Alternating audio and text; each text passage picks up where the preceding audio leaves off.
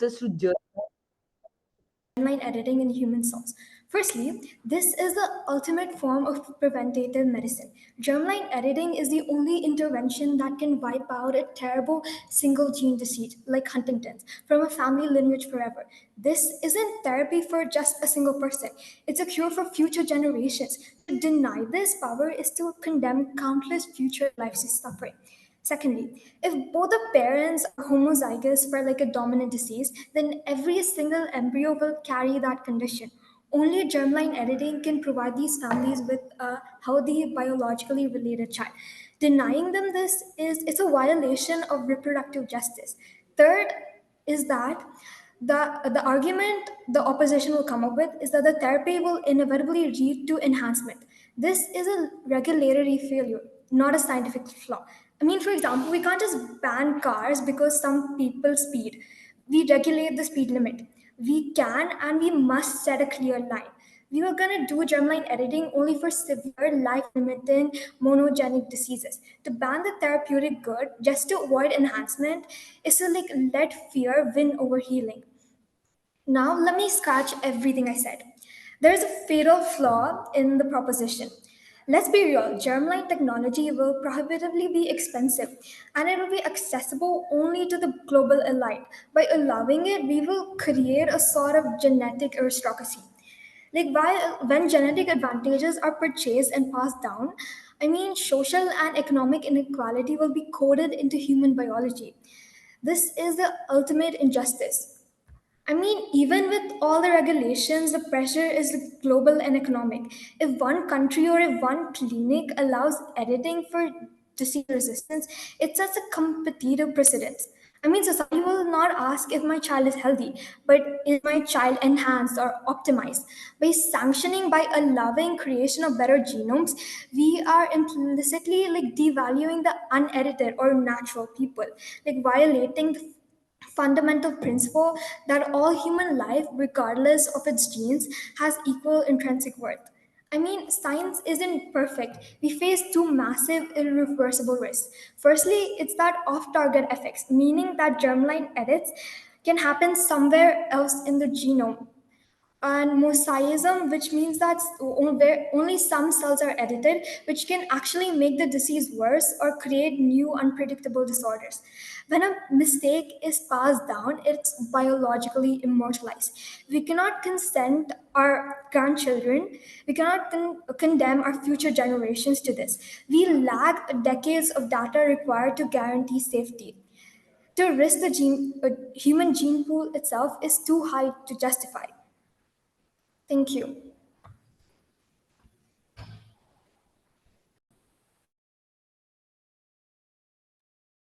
Great. Thank you, the speaker, for the fine speech.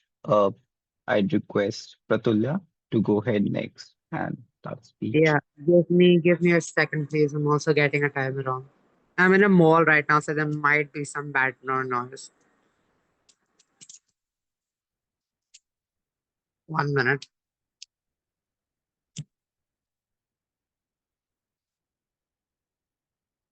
All right.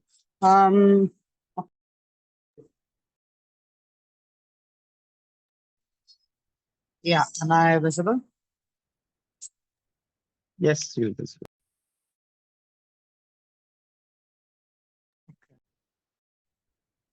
Okay.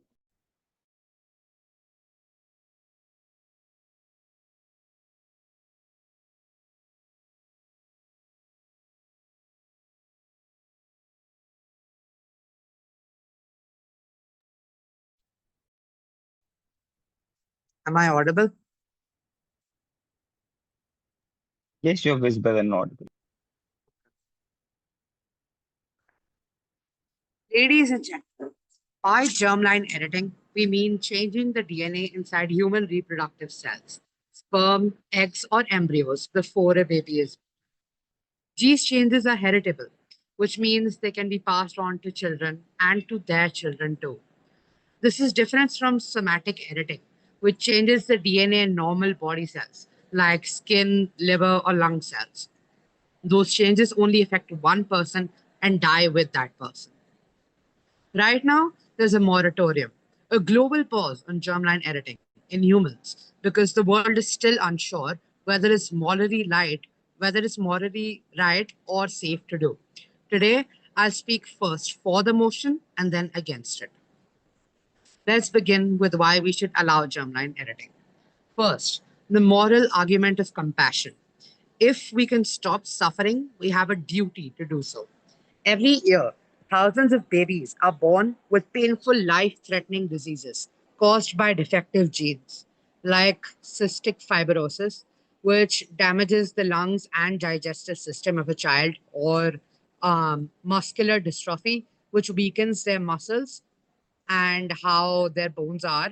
And lastly, one of the few prominent ones is sickle cell disease, which distorts red blood cells inside a human's body and causes unbearable pain to them.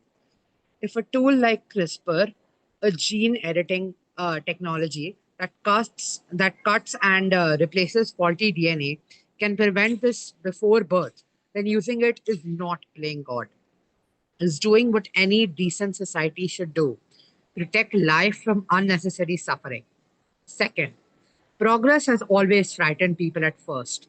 People once said in vitro fertilization, what we call test tube babies, was unnatural. They said organ transplants were immoral. Today, both save millions of lives. Science moved forward not by rejecting fear, but by learning how to face it wisely. Third, allowing germline editing could make life more fair. Why should some children suffer just because of bad luck in their DNA? If we can give every child a fair start, not superpowers, just health, then it's not arrogance, it's justice. But every light in science casts a shadow. Because when the power to rewrite human life itself, we also gain the power to make mistakes that never die. Now let's turn to why we should not allow it. First, consent. Future generations cannot say yes or no to the changes we make. If we edit embryos, we are making a choice for the people who will never have a say. That means we treat them as objects, not as individuals, a serious moral problem. Second, safety and uncertainty. We still don't fully understand the human genome. A small change in one gene might cause an unexpected problems in others. And once those changes are in the germline, they spread to every future generation. There is no delete button in evolution. Third, the slippery slope. Today we say we'll only fix diseases. Tomorrow, some will say, why not improve intelligence or beauty or strength? Soon, wealth won't just be a buy better schools, it'll buy better genes. That's not progress, that's genetic inequality. We risk dividing humanity into the edited and the unedited. Maybe the real danger isn't in science itself, but in human greed. So, where does that leave us? To allow germline editing is to believe in the power of compassion. To forbid it is to believe in the limits of wisdom. Both sides want to protect life, they only disagree on how. Maybe the question isn't can we do it, but are we ready to live with what follows? Science shows us what we can do, but ethics teaches us what we should do. Because in the end, what defines humanity isn't our power to change life, but our wisdom to know when to not to. Thank you. Thank you, the speaker, for the fine speech. I'll now request Plaksha to start with her speech. Am I visible and audible? Yes, to both. I'll be starting my speech in 3, 2, 1. Ladies and gentlemen, imagine a world where a child could be born free from a fatal genetic disease. Diseases like cystic fibrosis or sickle cell anemia, conditions that devastate families for generations. If we have the power to prevent this suffering, why wouldn't we? Here are 3 reasons why germline editing should be allowed. First, it is our moral duty to prevent suffering. Philosopher Hans Jonas calls this the ethics of responsibility. When we have the power to act, choosing not to act is a moral failure. By editing genes responsibility, we protect future generations. Second, it is a matter of justice across generations. John Rawls teaches us to make choices as if we didn't know when we would be born. Imagine knowing your child could inherit a deadly disease and having the power to prevent it. Fairness demands we act. Third, Progress doesn't have to be reckless. Yes, there's a moratorium now, but that's a pause for reflection, not a permanent ban. With strict ethical oversight, clear rules, and transparency, germline editing can combine scientific innovation with moral responsibility. But as I turn my coat, we must ask, just because we can edit genes, does that mean we should? Here's why we must be cautious. First, germline edits are permanent. Unlike somatic edits, they affect all future generations. Any mistake, any unexpected consequence will echo forever. That's a heavy moral responsibility. Second, there's the danger of trying to perfect humanity. Philosopher Michael Sanders warns of the ethic of mastery. Today we edit genes to prevent diseases. Tomorrow, will it be intelligence, appearance, personality? The line between therapy and eugenics is dangerously thin. Third, consider consent. Those whose DNA we change cannot agree to it. We risk treating future humans as a means to an end, not as autonomous individuals. Ethical action requires respect for autonomy even across generations. Germline editing is both hopeful and dangerous. It can prevent suffering, but it carries permanent risks, challenges consent, and raises questions about the kinds of humans we want to become. So the real question is not can we do it, but it's are we ready to take responsibility for it? Ethics is about action and restraint. Sometimes the bravest choice is to pause, reflect, and make sure our progress never outpaces our conscience. Thank you. Thank you, Shiva, for the fine speech. I'll now request Akshay to start off with their speech. Yeah. Can you hear me and see me? Okay. Yep. There's a power cut, so I might talk back. Yeah. I just give me a second. I'll just open it up. Okay. Beginning in 3, 2, 1. Good afternoon, Judge and fellow delegates. I am Akshay Mamadala, and I will elaborate upon my views on the statement this House would allow germline editing in human cells.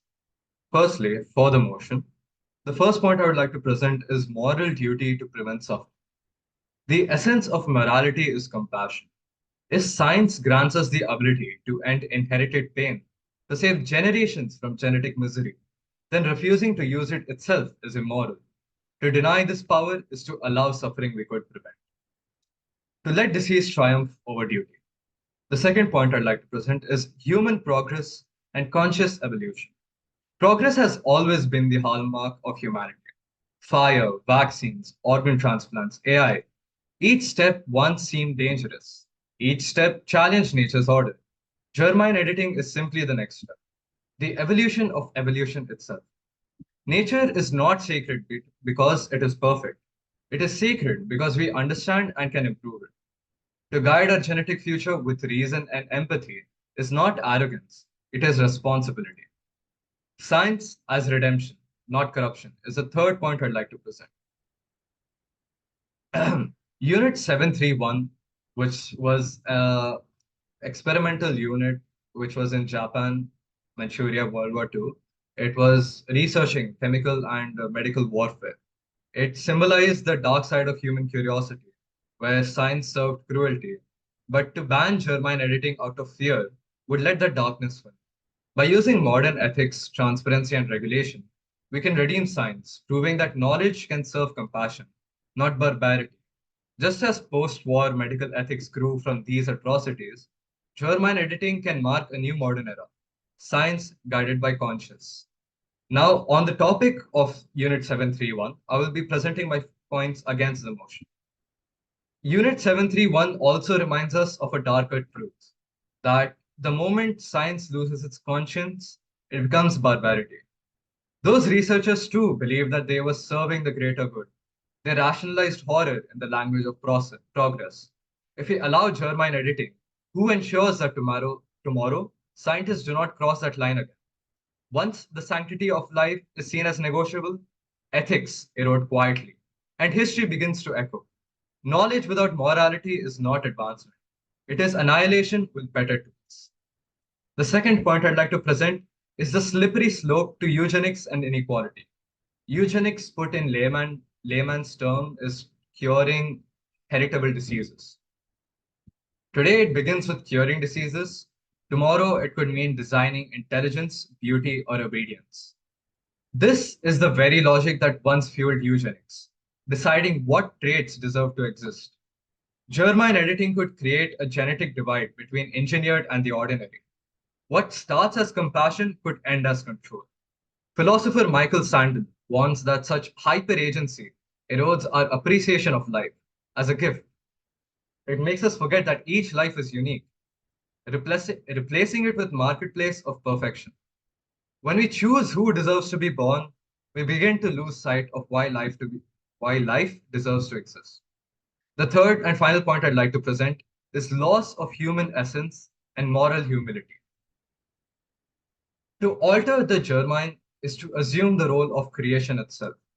Our flaws and uncertainties, our fragility and suffering, they are not weaknesses, but that's what makes us human.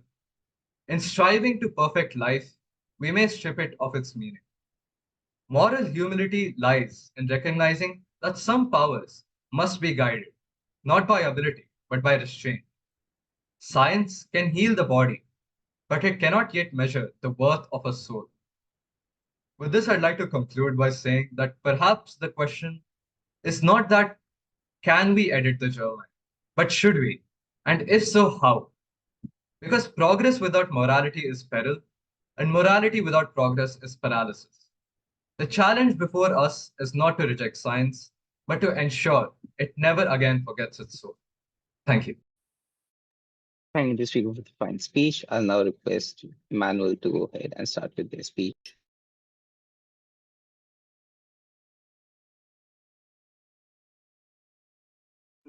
Okay, I just wanted to confirm if I'm audible and if I can be seen. Yes, you're audible. Okay, so I will start my speech in 3, 2, 1.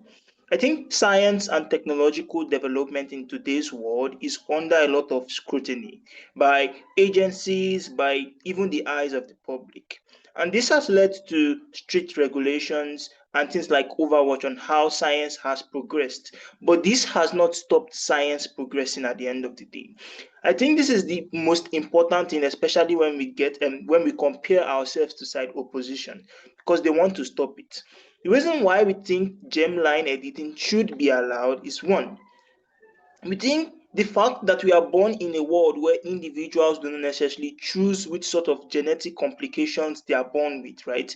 A lot of a lot of genetic issues that people suffer are things that they just either inherited from past generation or are things that they just ended up getting because of one or two situations that are beyond their control. We think it's unfair and unjustified to prevent individuals from using technology that could necessarily be able to help them to solve those issues. But the reason why we also think this is unfair is because the counterfactual, right, is still going to be something that is bad for them, because at the end of the day, the chances that their generation that they still suffer from these genetic diseases if they don't utilize this technology are still high at the end of the day. So we think they taking the risk to be able to solve these issues with this germline editing technology, it's much more justified and is a much more moral thing to do, especially because the aim and the goal of science and technology is to be able to do research that helps people's lives at the end of the day. I think the second argument that we'll talk about on side prop is that at the end of the day, a blanket moratorium or not allowing germline editing doesn't necessarily mean that you stop people from doing research on germline editing. It just means that you drive individuals doing this research editing underground. It means that you widen the gap between individuals that would possibly be able to benefit from this technology, because much more rich individuals are the ones that will be able to do this particular thing because they have more resources too. We think this is unfair because one, it means that you will not be able to regulate and watch the kind of research they are doing, which would lead to a lot of harms on their side of the world. But then secondly, by the time you end up like maybe even allowing people to utilize this technology, there'll be a wide gap between people that have already done research maybe underground as opposed to people that are just starting over.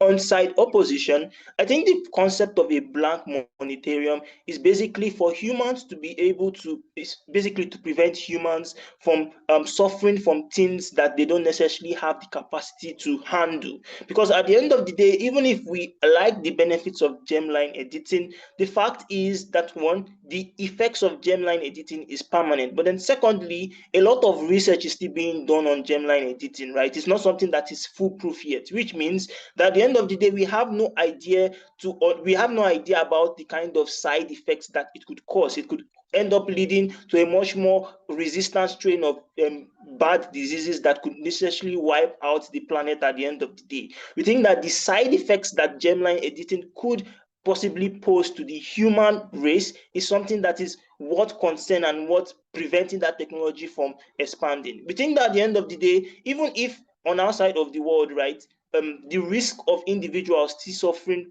from this disease is still much. We think that is better than in a world where you change the germline and it becomes permanent for both that individual and his remaining generations. But we think, secondly, is the fact that we are able to at least ensure that this kind of technology is not something that is propagated. If there's underground research, we are able to monitor and we're also able to catch them, because it's not going to be plenty people that is engaging in the research, right? Plenty people suffering from the harmful effects, but just a small amount of individuals that we can easily trace with the resources that we have in status quo. At the end of the day, it's not an issue of whether or not this technology should be given to individuals to use. It's an issue of, can you cater to the side effects, especially when things goes bad. At the end of the day, both the good side and the negative side should be something that individuals can cater to at the end of the day in the world. Thank you. We're thanking the speaker for the fine speech. That marks the end for this round. Yeah, the next round starts at like 2:30. Until then, I think I'll let Kamal take over.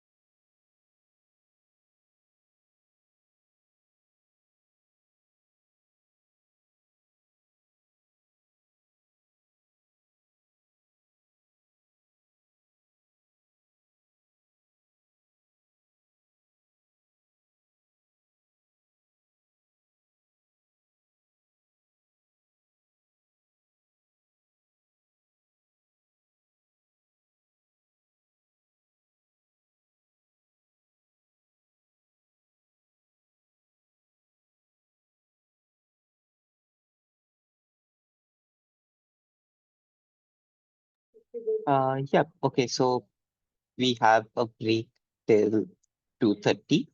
Please do stay at the meet only. Do not leave the meet. Once we reach 2:30, we'll resume with round two.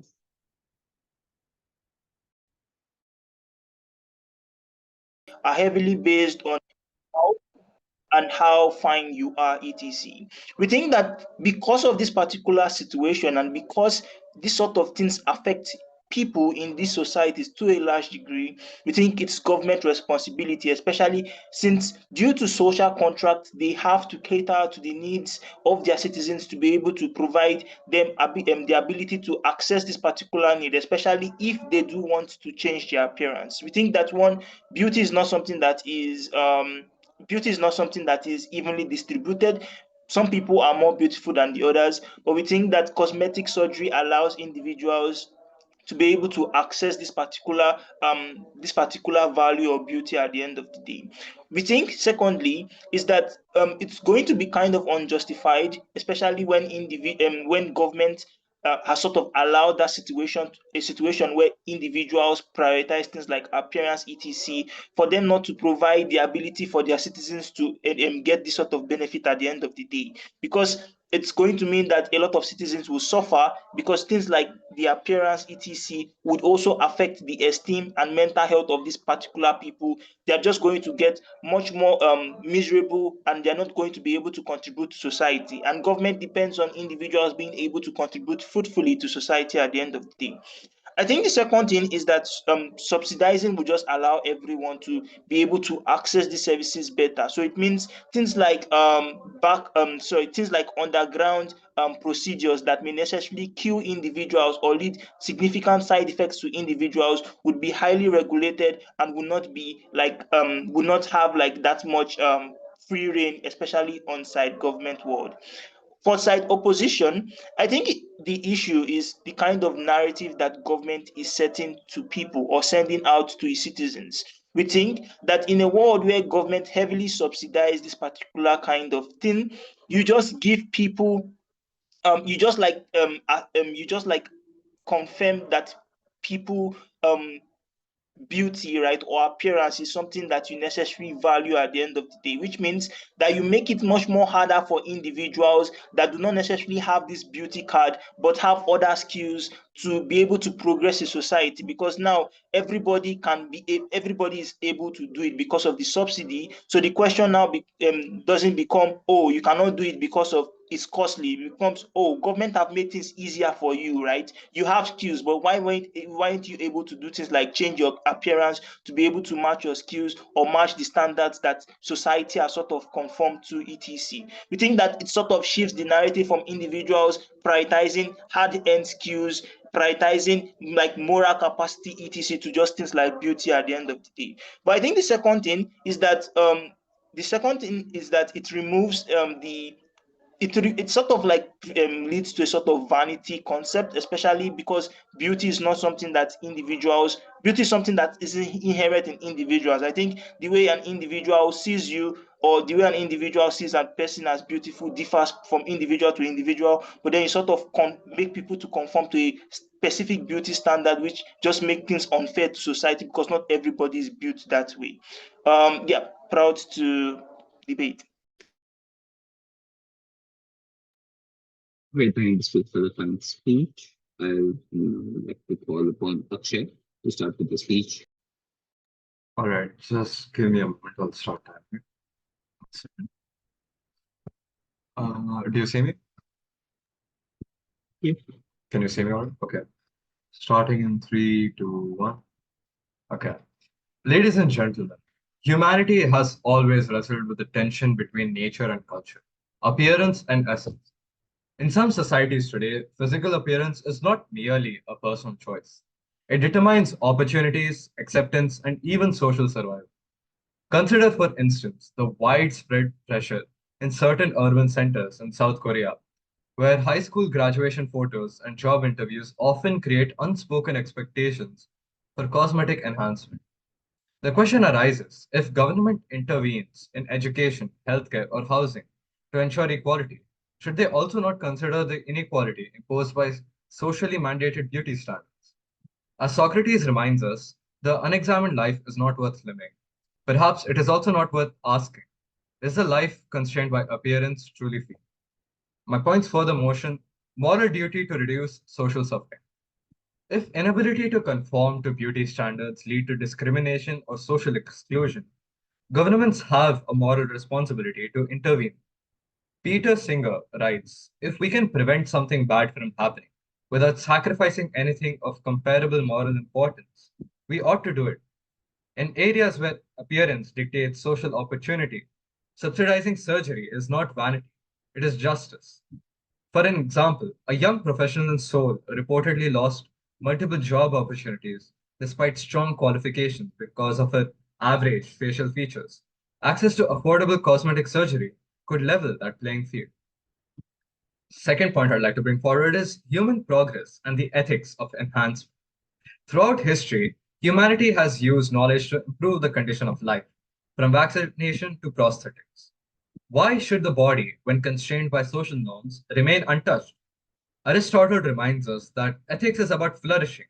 In some societies, flourishing today requires navigating appearance-based expectations. The third point I'd like to bring forward is redemption and safety through government oversight. Cosmetic surgery left unregulated often exploits the vulnerable. By subsidizing and regulating it, the government can ensure safety, ethical standards, and fair access. As an example, in India, unlicensed clinics perform skin or facial surgeries, which have caused lifelong damage. Regulation plus subsidies could prevent such tragedies. Sorry. Now, bringing forward the points for against, the first point I'd like to bring forward is the moral hazard of prioritizing appearance. Subsidizing cosmetic surgery risks sending the message that appearance is more important than character. Immanuel Kant argued that humans should be treated as ends, never merely as means. Government endorsement of cosmetic alteration reduces the human to a commodity of beauty. In effect, public funds could institutionalize superficially a civic virtue. The second point I'd like to bring forward is a slippery slope of perpetual enhancement. Subsidies could escalate from necessity to elective enhancements, designer bodies, intelligence, or height. Michael Sandel warns that excessive human hyper agency undermines humility and acceptance of life's limit. As an example, in Brazil, cities like Sao Paulo see teens feeling pressure to undergo repeated surgeries to fit social ideals. Public subsidies risk legitimizing this endless pursuit, widening social divides. And the third point I would like to bring forward is insecurity cannot be bought or subsidized. Cosmetic surgery treats manifestation, not cause of insecurity. True flourishing comes from cultivating resistance, resilience, self respect, and moral strength. Epictetus said, it's not what happens to you, but how you react to it is that matters. Government funds may alter appearances, but they cannot instill self worth, dignity, or emotional freedom. By concluding, I'd like to say we face a tension between alleviating social suffering and preserving moral and spiritual integrity. Subsidizing cosmetic surgery may reduce immediate inequality, but it risks entrenching consumerism, vanity, and dependence on external validation. Perhaps the wiser path is not full subsidies, but policies that cultivate education, mental health, resilience, while regulating procedures to ensure safety for those who choose them. As Socrates reminds us, the unexamined life is not worth living, and perhaps the examined life is one where we value identity over appearance, character over conformity, and moral growth over superficial ease. Thank you. Great, thank you Stu, for the fine speech. I'll now like to call upon Plaksha to start with their speech.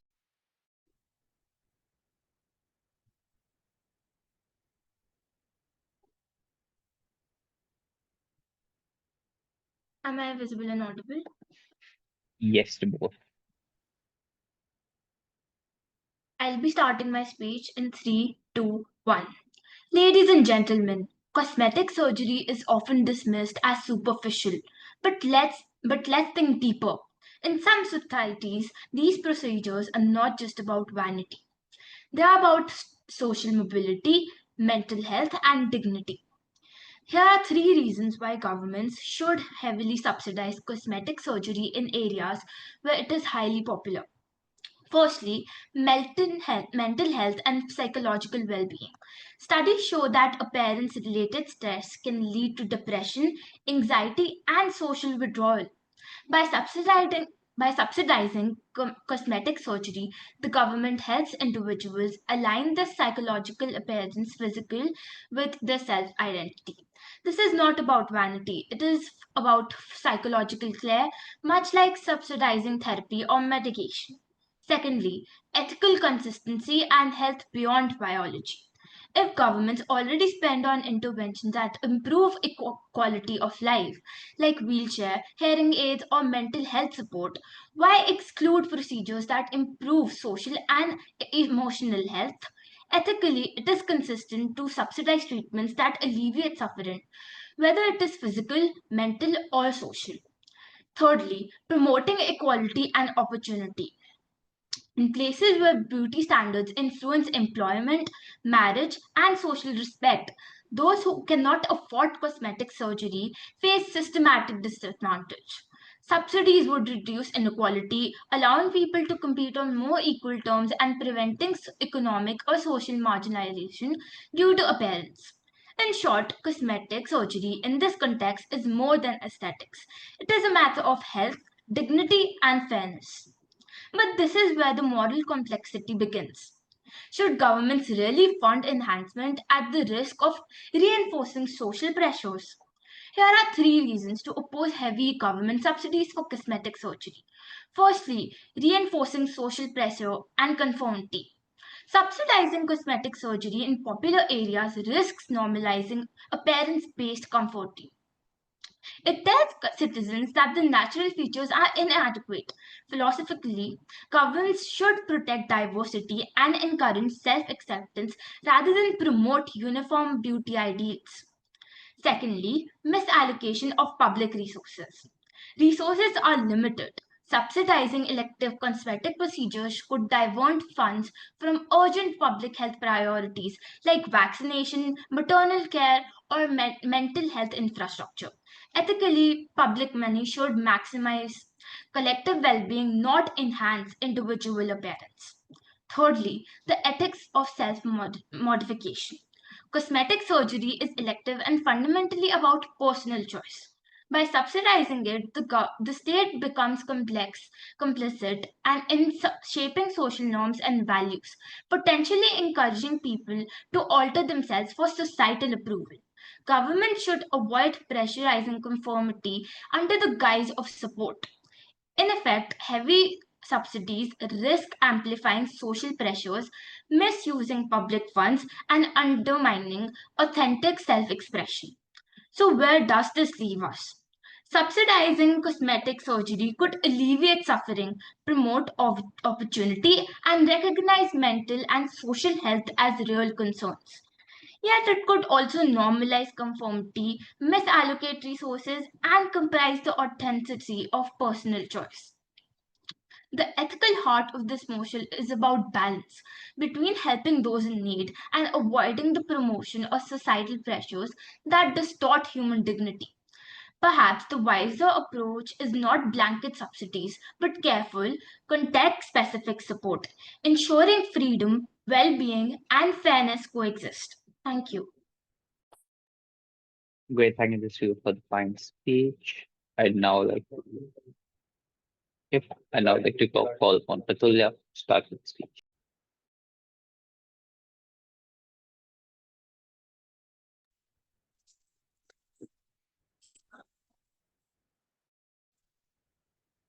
Am I visible? Yep, you're visible. Am I visible? Yeah, okay. And am I audible? Yes, Tupul. All right. Okay. Give me a second.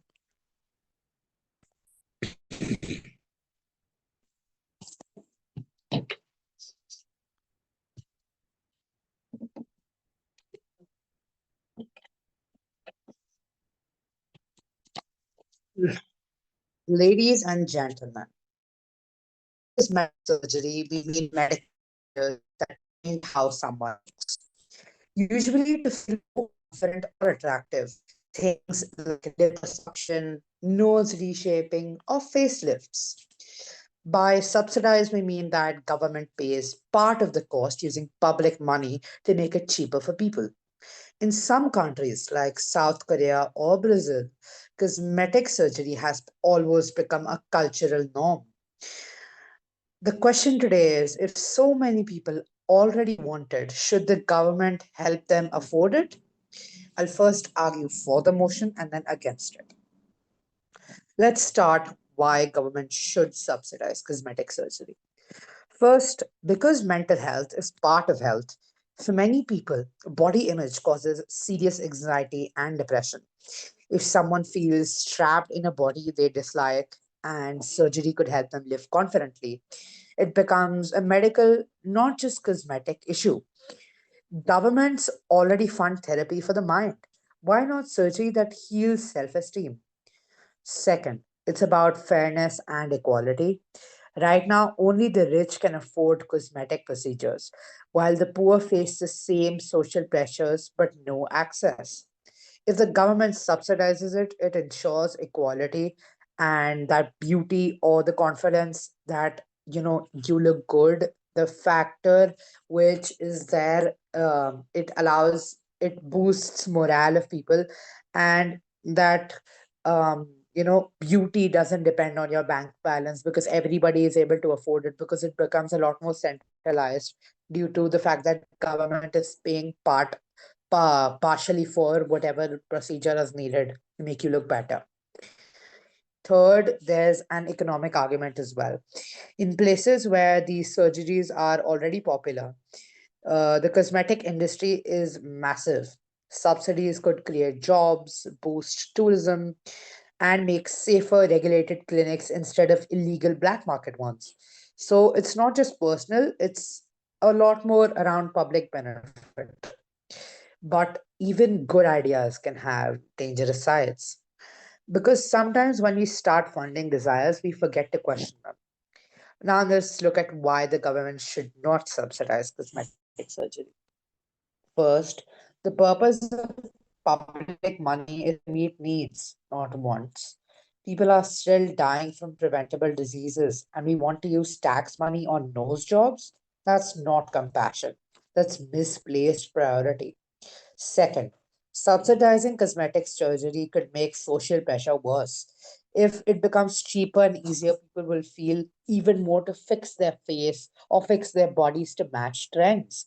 Instead of helping people feel free, it traps them deeper in the idea that you must look a certain way to be worthy, to be accepted by society, rather than looking how you are and rather than, accepting whatever disorders or whatever, for example, if somebody looks better than you, and if there's a trend whether you have to look that way, then someone may not accept it. Somebody may become trapped in their own mind that I look bad, why? Because somebody else looks better, and you see it online or through social media that trend is being followed.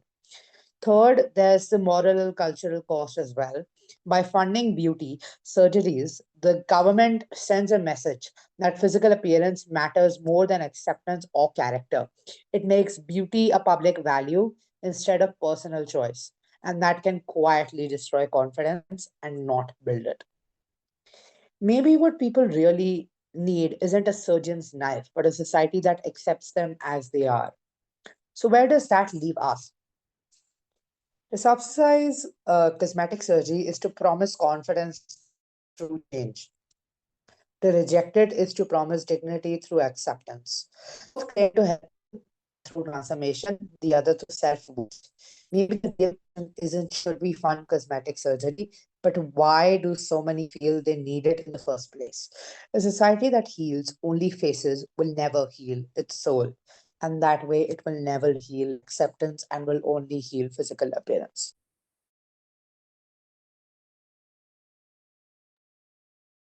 Thank you, this beautiful final speech. I'll now call upon Tanvi to start off with their speech.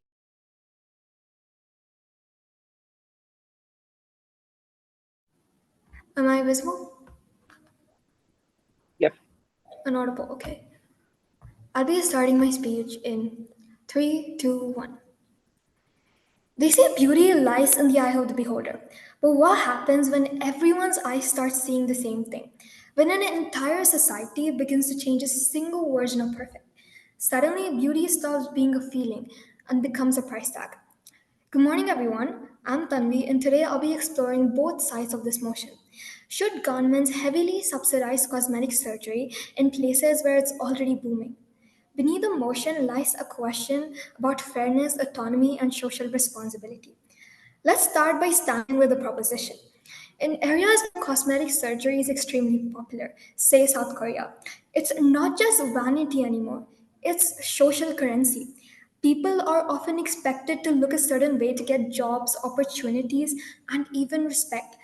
So the rich can afford the ideal face while the poor are left behind, not just economically but also socially. Subsidizing cosmetic surgery then can level the playing field. It's about equity in appearance. It's not extravagance.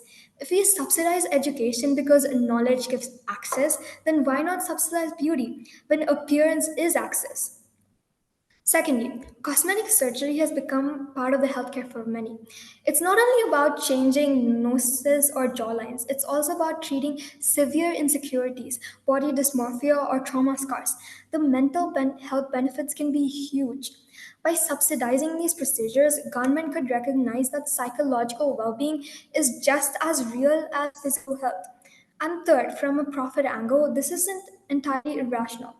In regions obsessed with appearance, cosmetic industries drive tourism, employment, and revenue. By supporting the market, the government could stimulate economic growth, just like it does with sports or film. So, yes, while it may sound superficial, the impact goes more than skin deep. But now let's switch sides and step into the opposition. The first problem with this is that it normalizes obsession. Like by subsidizing cosmetic surgery, the government basically says that we endorse this beauty ideal. Instead of empowering people, it pressurizes them. Like imagine a world where everyone feels like they must change themselves to be accepted, now publicly funded. That's not liberation, that's a tax funded insecurity factory. Second problem is resource allocation. Public funds are finite. Every rupee or dollar spent on a nose job is a rupee not spent on child healthcare, education, or rural development. Do we really want taxpayers funding someone else's jawline while hospitals run out of basic medicine? The moral optics are disastrous. And the third is the social burden. Subsidies don't reflect demand, they create them. So, if cosmetic surgery becomes cheaper, more people will become pressurized to get it. We could end up fueling a cycle of dependency, societies where self worth become a government sponsored illusion. Instead of fixing a system that tells people that they're not enough, we help them just cope up with it more affordably. Both sides make strong points, and this is where the real tension lies. The proposition asks, why should only the rich get to look confident? While the opposition asks, why should the government decide that beauty needs fixing? One talks about fairness in access, the other about fairness in priorities. And maybe both are right. The issue isn't about money or makeup, it's meaning. If beauty has become a ticket to opportunity, then the answer isn't to subsidize the surgery. It's to change the system that makes people feel like they need it in the first place. The real debate is not about equality and morality, but between acceptance and adaptation. The question isn't whether government should pay for people to look better, but whether society should keep changing them for not being perfect. Until we redefine beauty itself, subsidizing surgery is just a clever way of hiding a very ugly truth about our society. Because confidence becomes, until confidence becomes as accessible as collagen, no policy can make us truly beautiful. Thank you. Great. Thank you, Ms. Pugh, for the kind speech. I'll now call upon Virat. So just a second, am I audible? Yep, you're audible. Yes, sir, I'll be starting my speech in a self count of 3, 2, 1. Sir, first of all, good afternoon, everyone, honorable chairperson, distinguished judges, and esteemed audience. So, the topic is this House believes that the government should heavily subsidize cosmetic surgery in areas where such procedures are incredibly popular. Sir, I'll be giving certain arguments for the affirmative side and certain for the opposition, starting with the affirmative arguments for government subsidization. So the first argument is addressing psychological harm and enhancing subjective well-being. Now, sir, in societies where cosmetic surgery is deeply woven into the cultural ideas like South Korea, appearance directly impacts mental health and social inclusion and economic opportunities. Denying subsidies in such context perpetuates, psychological harm, psychosocial harm for economically disadvantaged individual. So utilitarian ethics justifies the intervention to alleviate aggregate suffering, including subjective distress tied to social realities. So care ethics further directs us to respond empathetically, to individuals embodied experiences, recognizing that external appearances can be central to one's identity and flourishing. So philosophically, by extending moral recognition to socially, mediated suffering, we challenge reductive conception of health, expanding our understanding to include socio-cultural determinants. So the second argument is regarding the promoting equitable access amidst the social norms and pressure. Sir, cosmetic theory surgeries may function less as optional vanity and more as social necessity. An unspoken prerequisite for social capital, this creates a structural inequity where only affluent can meet these normative demands, implicating system injustice. So Rawls' theory of justice implores us to ensure fair equity of opportunity, subsidizes on acts as redistributive tools to counteract culturally imposed disadvantages. Co- Compensatory justice here involves leveling a playing field distorted by powerful beauty norms. Now, so the third argument is regarding the honoring autonomy and cultural pluralism. Now, sir, respect for autonomy demands allowing individual agency over their bodies, so including modification aligned with their culturally informed self-conceptions, and heavy subsidizes um, acknowledge diversity in cultural meanings attached to appearance. So avoiding ethnocentric imposition, John Stuart Mill's liberalism, defends such personal freedom unless harm to others is evident, inviting state facilitation rather than deterrence of culturally embedded practices. Now, sir, coming on to the opposing arguments against subsidization, the first is legitimizing and normalizing, oppressive beauty standards. So government subsidies risk institutionalization, problematic aesthetic ideals that disproportionality, affect a woman and marginalized group. So this potentially perpetuates system harms, body objectification, and so diminished self-worth and gendered oppression. So feminist ethics critiques that this as in reinforcing patriarchal norms by commodifying bodies to conform to narrow, often unattainable beauty standards like having a good jawline and all. So government funding thus becomes complicit in sustaining oppressive social structure rather than challenging them. Now, so the second is ethical prioritization and the principle of opportunity cost.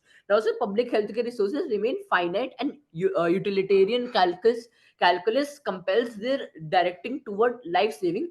So, pursuant to the principle of opportunity cost, so these should be preventive or foundational intervention over elective cosmetic procedures. So heavy subsidization risks diverting funds from mental health services, chronic disease management, or social determinants of health. So this prioritization, reflects justice as fairness approach, ensuring the most urgent and basic healthcare needs are met equitably before elective enhancements. Now, sir, the third opposing argument is undermining authenticity and social transformation. So, by subsidizing widespread cosmetic, cosmetic surgery, government may encourage conformity to social norm that many individuals would otherwise resist. Paradoxically, sir, undermining the authenticity of a person's identity. Sir, critical social theory suggests that liberation involves challenging dominant ideologies. So here relating to a embodied, identity and beauty, state subsidizes instead of empowering. So risk entrenching hegemonic, norms and masking the deeper. Time. Sir, can I just finish it? This point, Yeah, sure. masking the deeper social inequalities that generate appearance-based discriminations are in some this complex issue requires balancing compassionate response to individualized suffering and autonomy. Sir, thank you so much. Great. Thank you, Jasmeet, for the fine speech. Thanking everyone for the wonderful speeches. Yes, you're audible and visible now. All right. Ladies and gentlemen, by bringing back extinct species, we mean using advanced genetics like cloning or DNA editing to recreate animals that have disappeared off the face of the earth, such as the woolly mammoth or the dodo bird or any dinosaur which you might take example of. This technology, called de-extinction, involves the editing the genes of living relatives to make them resemble their extinct ancestors, like taking the genes of relatives of whatever relatives we can find of the extinct species which are not present. The question today is, should we support this kind of research, or are we once again trying to play God? I will first speak for the motion and then against it. Let's begin with why we should support bringing back extinct species. First, this is about scientific progress. Every great leap in science once sounded impossible: electricity, space travel, gene editing. Studying de extinction can help us understand evolution, genetics, and biodiversity better. Even if we never bring back a mammoth fully, the research can teach us how to save species that are almost extinct today, allowing us to help them in every way possible, and allowing us to understand the genome better of certain species and then applying them on the relatives which are currently extinct today. Second, environmental balance. Many ecosystems collapsed when key species disappeared. For example, mammoths helped maintain cold grasslands in Siberia by consuming grass and by creating an ecology wherein they became the central pivot of how the ecosystem revolved. And bringing them or similar animals back could help restore those lost habitats and fight climate change by keeping carbon trapped in frozen soil. Third is that there's moral responsibility. Humans caused most modern extinctions through hunting, pollution, habitat loss. Supporting de extinction isn't playing God, it's fixing our own mistakes. If we have the knowledge to restore what we destroyed, don't we have a duty to try? I would say that we would, and because it is our fault that they have gone extinct due to whatever reason, we should at least try to give them a chance to restore them back to their original condition. But every experiment in rewriting nature also rewrites the meaning of life itself.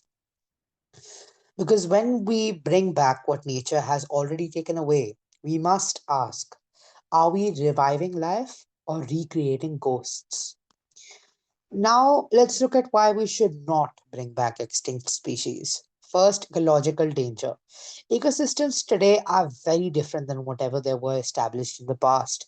If we reintroduce mammoths or passenger pigeons, we don't know how they'll interact with modern plants, animals, diseases, or even the consumption cycle, and that may get affected in a very weird manner where unreliable changes happen, constant fluctuations happen, which could result in a lot more issues and a lot more prominent issues today. One mistake could unbalance nature even more, creating a cycle of mistakes which create a system wherein everything is unbalanced and the proper peace in the cycle right now is disturbed. Second, moral priority. There are thousands of living species dying out there right now: tigers, coral reefs, elephants. Shouldn't we spend our money saving them first instead of bringing back species that have failed to adapt? Resurrection may sound noble, but it could distract us from conservation of such species which are currently present. Plus, there's always the amount or always the factor of uncertainty, whether bringing back, such an extinct species, could it happen? Could it not happen? Will the resources spent in it are in vain? All of the money invested is in vain. Rather than that, we could find current solutions to save species which are already existing or which are close to extinction right now, as opposed to trying to bring back entirely new species which are past dead since centuries. Third, philosophical humility. Just because we can doesn't mean we should. Nature's timeline includes birth, change, and extinction. That's a life cycle. Trying to undo extinction may not be a sign of love for nature, but human arrogance. Our refusal to accept limits which are set by nature himself or by itself. Sometimes letting go is also a form of respect. So, where does that leave us? To bring back extinct species is to celebrate life, to believe that nothing lost is ever truly gone. To refuse it is to respect nature's course, to believe that not everything broken must be fixed. Maybe the real question isn't we can bring them back, but should humanity be the one to decide who lives again? Science gives us the power to recreate life. Wisdom reminds us that life isn't ours to own. Thank you. Thank you, Speak, for the fine speech. I request everyone to time themselves and please, uh, yeah, please remember that nothing after the 5 minute mark will be noted. Uh, yep. Next, I'd like to call Akshay to go ahead and start with the speech. Yeah, just a second. Just 1 minute. Sorry. Okay. I will be starting in 3, 2, 1. Ladies and gentlemen, humanity has always been captivated by its own power over nature. From fire to space travel, we have consistently pushed boundaries, sometimes with wisdom, sometimes with hubris. Today, science offers a new frontier, the ability to resurrect extinct species, from the woolly mammoth to the passenger pigeon. But this power raises profound questions. Should we reverse extinction because we can, or should we respect the natural order that has shaped life for millions of years? As the philosopher Hans Jonas reminds us, act so that the effects of your actions are compatible with the permanence of genuine human life. Can we wield resurrection responsibly, or is it a temptation humanity is not yet ready to bear? Presenting my points for the motion, the first point being moral duty to correct past wrongs. Human activity has caused many extinctions, from the dodo to the passenger pigeon. If we can reverse the damage we caused, do we not have a moral obligation to do so? Peter Singer writes, if we can prevent something bad without sacrificing something of comparable importance, we ought to do it. Resurrecting species may restore ecosystems, balance nature, and honor the lives we extinguished. As an anecdote, conservationists in North America have considered reviving the heath hen, extinct due to overhunting and habitat loss, which gives a chance for justice centuries too late. The second point I'd like to present is scientific progress and knowledge expansion. De extinction drives technological breakthroughs, from genetics to cloning. It pushes the boundaries of human understanding of evolution, development, and ecosystem. Aristotle reminds us that humans are rational animals, seeking knowledge for the sake of flourishing. Supporting research into resurrection is a reflection of our curiosity, creativity, and intellectual responsibility. The third point I'd like to bring forward is ecological restoration. Some species are keystone organisms. Their absence destabilizes ecosystems. By bringing back extinct species, we may restore ecological balance, helping surviving species thrive. As an example, studies suggest whoa, studies suggest woolly mammoths could help revive tundra grasslands, slowing climate change by maintaining permafrost. In this sense, de-extinction is both a moral and ecological imperative, not merely an exercise in spectacle. Now, bringing forward the against motion, the first point I'd like to bring forward is the hubris of playing God. Just because we can resurrect species does not mean we should. Immanuel Kant argued that humans have duties to themselves and others, and that moral action requires respect for nature. Reviving extinct species risks unforeseen consequences, disrupting current ecosystems or introducing disease. As an anecdote, invasive species like rabbits in Australia has caused ecological collapse, a reminder that interference often backfires. Another point being the slippery slope and ethical boundaries. If we bring back one species, what stops us from reviving all species or attempting to manipulate life for novelty? Michael Sandel warns us that such hyperagency erodes humility and transforms wonder into ownership.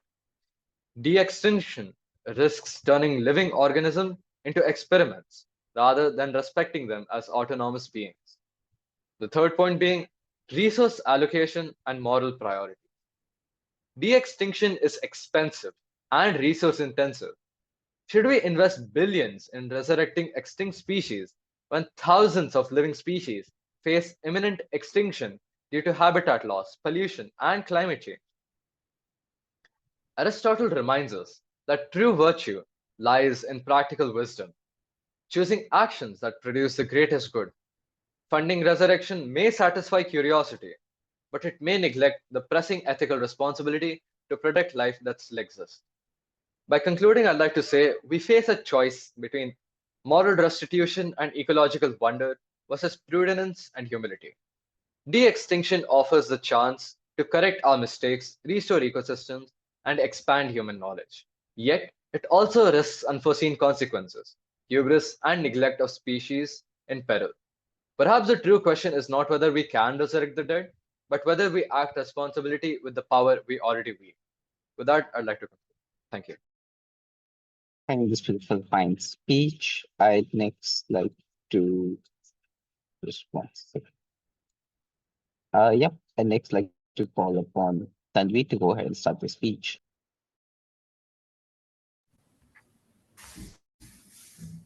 Am I visible and audible? Yes. I'll begin in 3, 2, 1. They say extinction is forever, but what if it isn't? What if we humans, the very species that cause extinction, now hold the power to reverse it? It sounds like a miracle, or maybe a warning. So, ladies and gentlemen, today's motion asks us whether we should support research and bring back extinct species. On one side is a story of redemption, science correcting humanity's mistakes. On the other is the arrogance of playing God, rewriting nature's scripts because we can't bear to face what we destroyed. Let's be rational because this isn't just a debate about dinosaurs and doodles. It's about responsibility, risk, and the kind of world we want science to create. Let's begin on the side of proposition. Firstly, the moral burden. We as humans have caused the disappearance of countless species through greed, ignorance, and expansion. To support de extinction is to accept responsibility, not just regret. We polluted oceans, burned forests, and hunted species to extinction. And now, for the first time in history, we have the tools to repair that damage. To not use that ability will be morally negligent. Second, the scientific burden. De extinction isn't just about bringing back extinct species, it's about advancing genetic science, gene editing, and cloning. The same techniques used to create an extinct genome could be used to cure genetic disorders, strengthen endangered species, or even help agriculture adapt to climate change. Their journey to bring something back could teach us how to prevent others from disappearing. Third is the ecological burden. Many extinct species were absolutely critical to maintaining ecosystems. Their balance. The woolly mammoth, for instance, flattened snow and helped preserve permafrost. Bringing it back could slow down permafrost melt and help fight climate change. Similarly, restoring lost pollinators or seed dispersers could revive decayed habitats. This isn't about nostalgia, it's about rebuilding Earth with the help of its own history. The proposition imagines a world where humans can finally use their scientific knowledge for good. Now let's switch sides because every miracle has a price tag. First, the ecological burden. You can resurrect a species, but can't resurrect its world. Ecosystems have evolved and adapted since those species vanished. Introducing a creature from the past into today's climate could disrupt food chain, spread unknown diseases, or outcompete modern animals. Second, the opportunity cost. De-extinction research, it costs billions, and there is no guarantee of success. That's money not going towards protecting critically endangered species we can still save. While we're busy cloning mammoths, while orangutans and rhinos edge closer to their own extinction. Why spend fortunes reviving what's gone when we haven't learned to protect what still remains? It's like fixing the past while ignoring the future. Third, the moral hazard. If extinction becomes irreversible, conservation might lose its urgency. People might think it's fine if they die out, we can always bring them back. This mindset turns the natural world into a laboratory, something we can break, test, and reset. It replaces reverence with convenience. We start to view extinction not as a tragedy, but as a temporary glitch. Finally, the philosophical danger. De extension confuses power with wisdom. Just because we can do something, it doesn't mean we should. There's a fine line between restoring nature and rewriting it. History shows us that when humans cross that line, nature always finds a way to correct it. So, opposition stands not against science, but against the arrogance of thinking that control equals compassion. So, let's pause and weigh this out. Both sides claim morality, the proposition through action and the opposition through restraint. Both claim to protect nature, one by reviving and the other by respecting boundaries. And both are right. Because the true burden of this debate isn't to decide between progress and protection, but to figure out how to pursue one without destroying another. So, yes, let's support the research. Let's study, learn, grow. The goal isn't to bring back the past, but to make sure the future doesn't repeat it. The greatest thing we can bring back from extinction is not species, but our own sense of accountability. With that, I conclude my speech. Thank you. Thank you, the speaker, for the fine speech. I'd like to call upon Emmanuel to go ahead and start the speech now.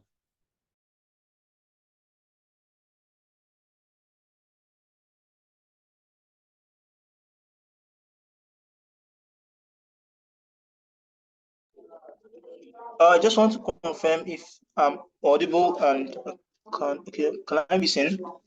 Yes, to go. Okay, cool.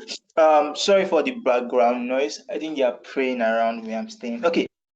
I will start my speech in 3, 2, 1. Our world today is home to thousands of species that once prospered and thrived in their natural habitat. But due to the activities of human beings like industrialization and capitalism, these species ended up being extinct and being killed off. We think that the fact that humanity were the main cause, or at least were causal link for these animals' extinctions and contributed to this extinction in one way or the other.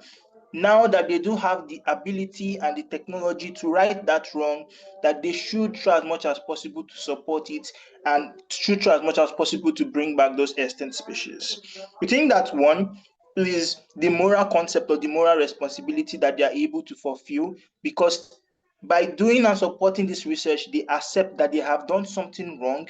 But then secondly, it also means that in future they treat animals with respect, etc.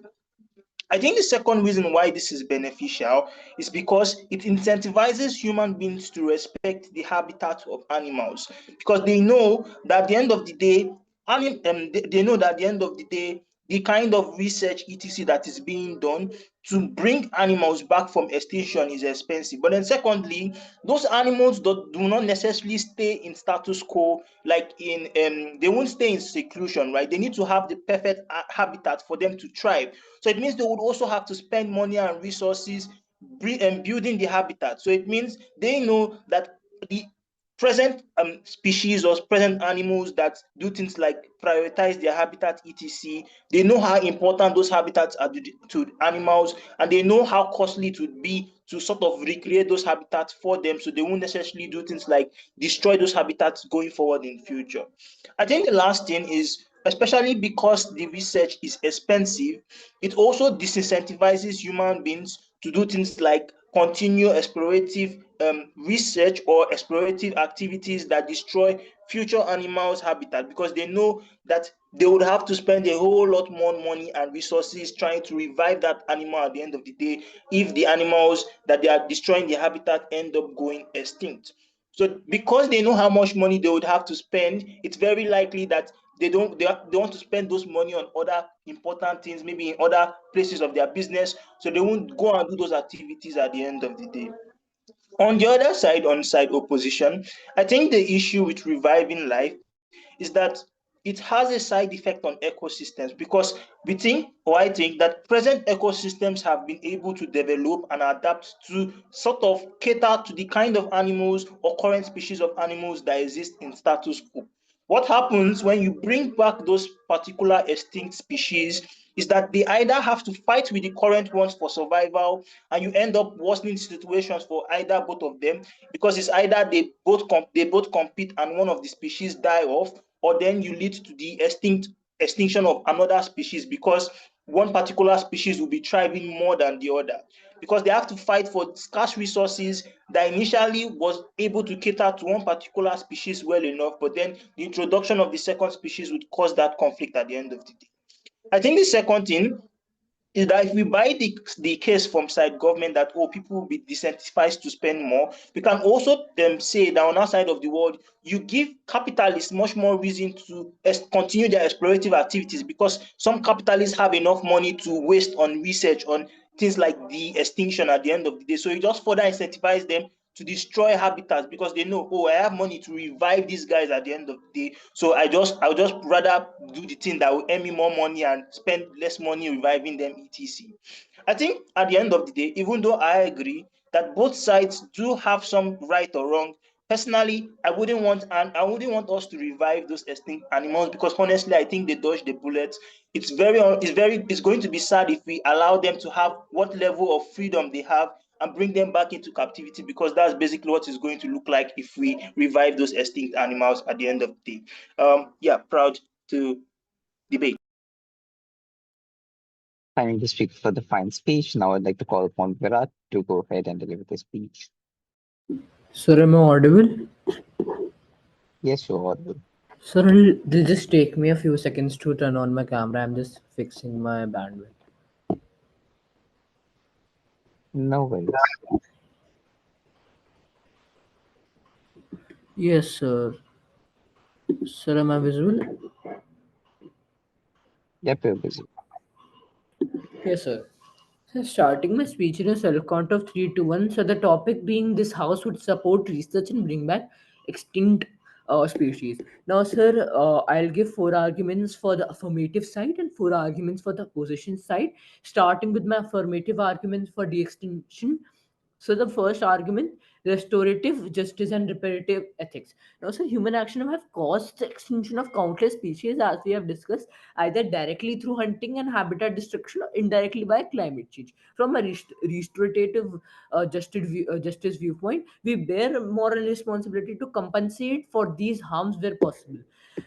Resurrection, or resurrecting, extinct species can be interpreted as ethical form of restitution akin to restoring rights or repairing damages owed to the caused or victimized agents. It reflects a Kantian respect for nature by acknowledging past wrongs and seeking to readdress them. Now, sir, philosophically, this changes the anthropocentric exceptional uh, uh, you know, nihilism, and promotes ecological humility and responsibility. Now, so the second argument is regarding the biodiversity conservation and ecological restoration.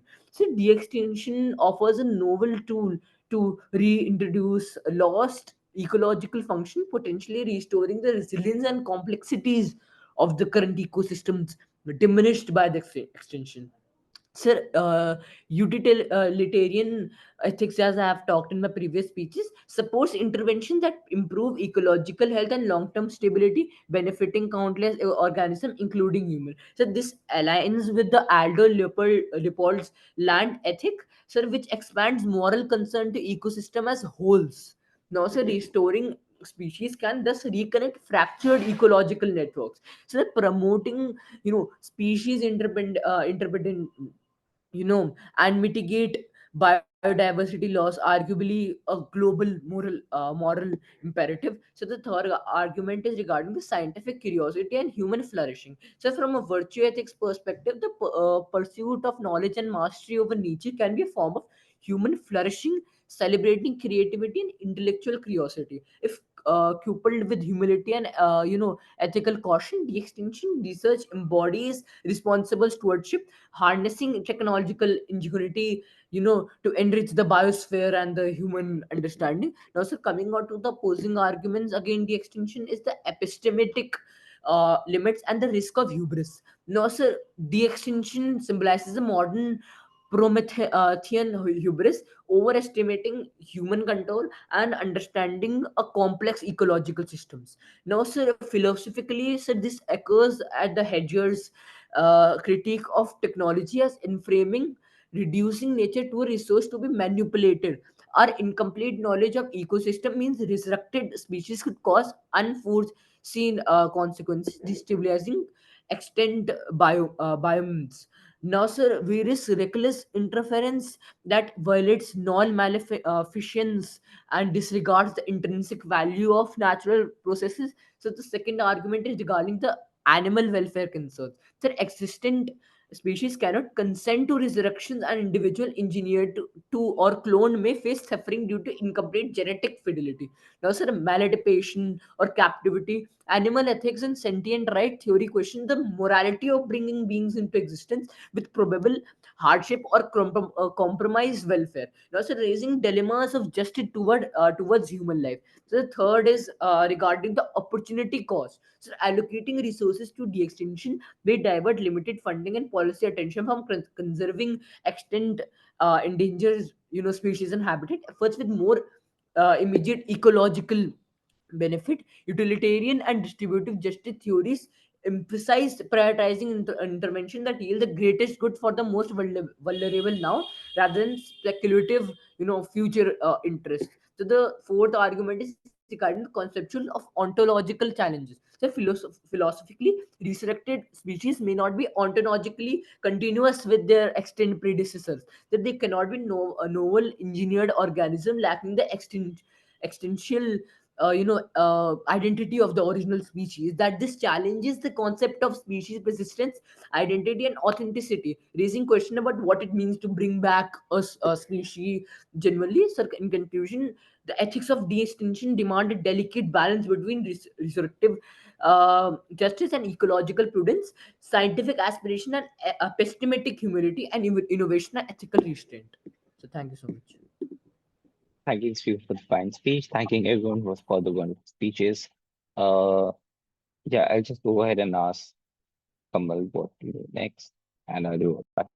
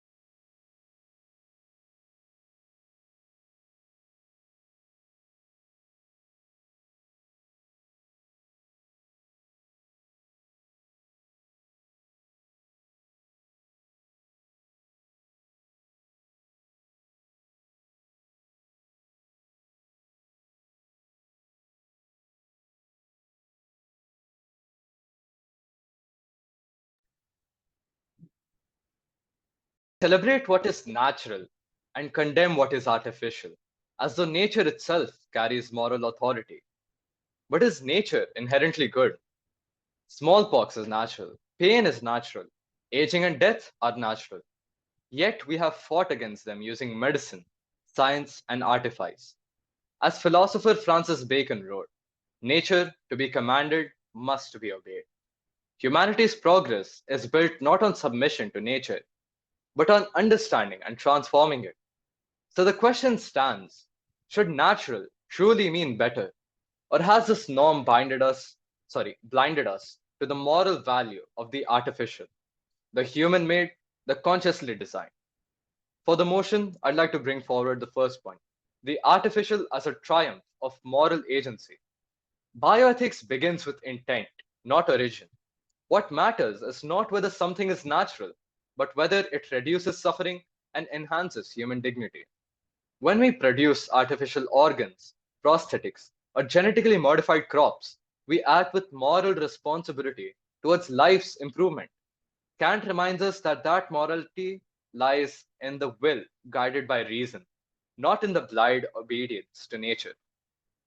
To prefer the natural unthinkingly is to abdicate reason, to worship accident over agency. As an example, in 2017, scientists successfully implanted a 3D printed artificial heart that saved a child's life. Was that unnatural or profoundly human? Nature is not morality. Second point I'd like to bring forward. Jean Jacques spoke of the noble savage, but history has shown that nature is not innocence, it is indifference. Predation, disease, and suffering are natural. As John Stuart Mill wrote, if the rule of nature were a moral law, all cruelty would be virtue. Bioethics exists precisely because nature is not a moral compass. Artificial interventions, vaccines, antibiotics, organ transplants are acts of compassion, not corruption. The third point I'd like to bring forward, the artificial as an extension of human evolution. Technology is not separate from nature. It is nature evolving through us. Teilhard de Chardin believed that evolution's next stage was noosphere, the sphere of human thought and creation. Artificial intelligence, gene editing, and bionics are continuations of evolution, guided by consciousness rather than chance. To prefer the natural is to reject our own becoming, to deny that human creativity is part of life's unfolding design. However, against the motion, the ethical restraints of nature, the first point which I'd like to bring forward, bioethics warns us not just of what we can do, but what we should do. Nature provides limits that prevent moral overreach. Michael Sandel cautions us against the drive to mastery, where enhancement replaces acceptance, leading to arrogance and loss of humility. The preference for the natural thus preserves moral humility, reminding us that life's value is not only in control, but in coexistence. As an anecdote, the cloning of Dolly the sheep in 1996 raised fears of not failure, but of success, that we might blur the boundary between creation and manufacture, life and product. The second point I'd like to bring forward, the artificial risks of commodifying life. When we favor the artificial, we risk turning life itself into a product. Bioethics resists this commodification, where genes, embryos, or even emotions are engineered for profit. Hannah Arendt warned that danger is not that machines will think like men, but that men will think like machines. To prefer the natural is to affirm the intrinsic value of life, not its engineered efficiency. The third and last point I'd like to bring forward, the loss of meaning and moral essence. Existential philosophers like Heidegger reminds us that meaning arises from being, not fabrication. When we replace the natural with artificial, love with algorithms, birth with design, aging with eternal youth, we risk losing touch with what it means to be human. Artificiality can offer perfection, but it strips life of struggle, morality, and transcendence, the very elements that give existence its depth. As an example for this is when AI generated art won a fine arts competition in 2022. Many called it progress, others called it death of authenticity, a mirror of this very debate. With that, I'd like to conclude my speech. Thank you. Thank you, Mr. Speaker, for the fine speech. Now I'd like to call upon Emmanuel to go ahead and start the speech.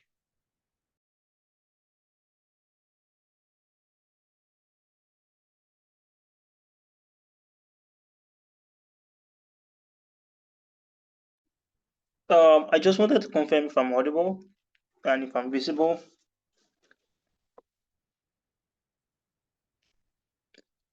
Can I be heard? Yep, you're very visible and audible both. Okay, cool. So I'll start my speech in 3, 2, 1. I think when a belief has become a norm, we think that a lot of individuals inherently buy into it without actually looking for a reasonable justification to actually verify that belief. So it looks like how individuals, for example, in this motion for the norm, just inherently believe that things that are natural are much more purer or safer than other things that are artificial without any proper justification. We think that at the end of the day, the fact that a lot of individuals buy into this is problematic. I think the first is that there's no like real justification that exists that for everything that is natural being morally good or purer. The reason is that there are things that are natural that do not necessarily take into consideration whether or not people want them or not. Things like death, things like disasters, things like diseases, etc., that lead to things like suffering, kills a lot of individuals, and doesn't necessarily choose or decide, oh, which individual I will want to come to, etc. Like it just does it at random. We think that at the end of the day, these are natural concepts that are very bad, and not every individual would like to even like participate or even have at the end of the day. We think secondly is that there are other artificial concepts that are necessarily beneficial to human lives.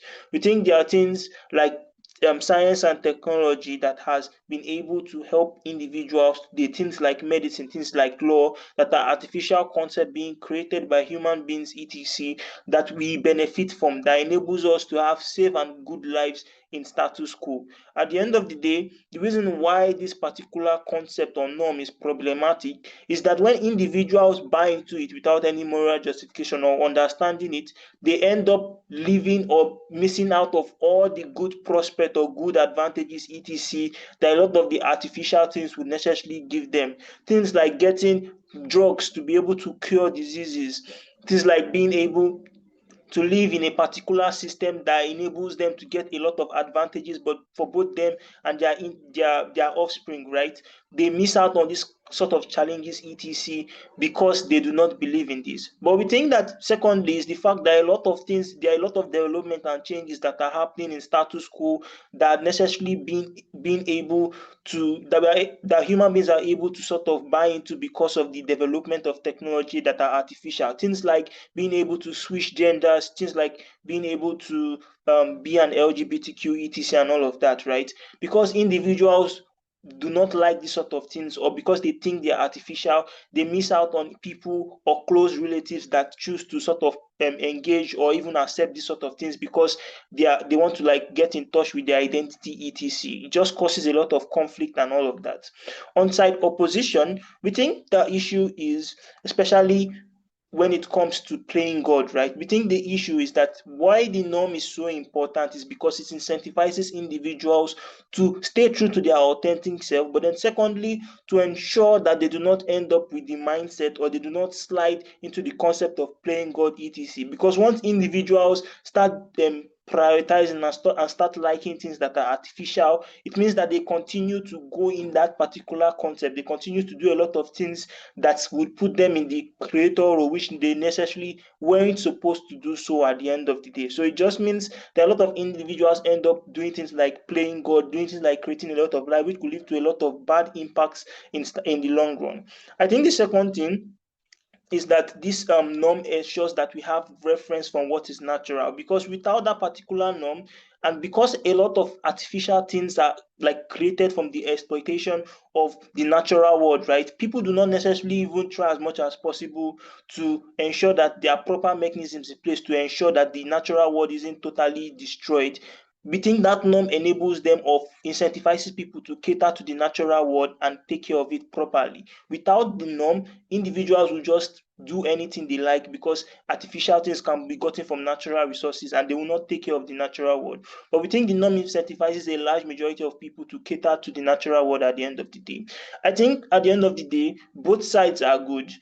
I think the balanced approach would be what everybody should adopt to. There are advantages that could be gotten from both natural and the artificial world. You shouldn't necessarily stick to one because you lose out of the advantages from the other one at the end of the day. Thank you.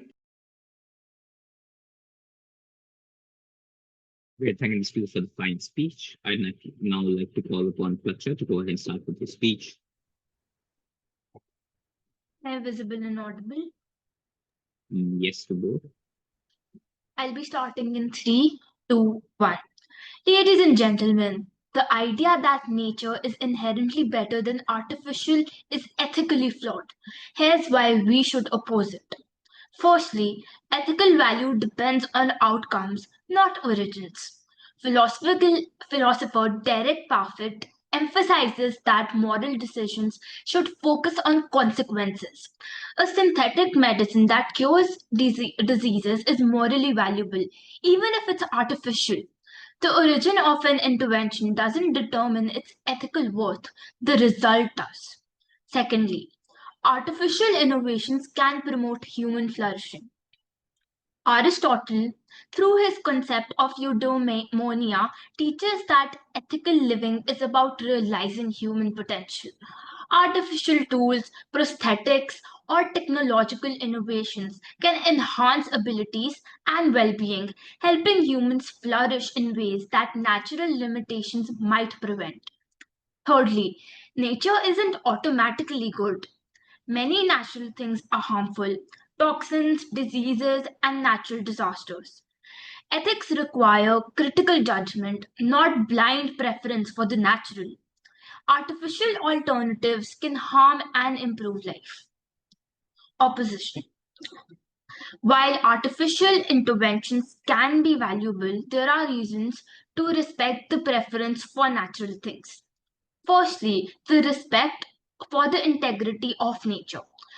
Philosopher Hans Jonas teaches that humans have a responsibility to respect the natural world. Artificial interventions can disrupt ecosystems and natural processes, something causing unintended harm. Secondly, psychological and moral well being. Humans often thrive when connected to nature. Over reliance on artificial substitutes can erode empathy, patience, and community bonds, affecting moral and psychological health. Thirdly, precaution against unintended consequences. Artificial innovations can have unpredictable results, from gene modifications to synthetic chemicals. Ethical reasoning calls for caution and humility when intervening in complex systems. The norm to prefer the natural to the artificial is too rigid. Artificial innovations can save lives, enhance abilities, and promote flourishing, yet respecting ecological integrity, psychological well being, and exercising caution are also morally important. Ethic demands balance, responsibility, and critical evaluation. Oppose the rigid norm, but act thoughtfully in every case. Thank you. Great, thank you, Mr. for the fine speech. I now, yep, that marks the end of this tournament so far. I'll just go ahead and ask Kamal what to do next, and I'll be back.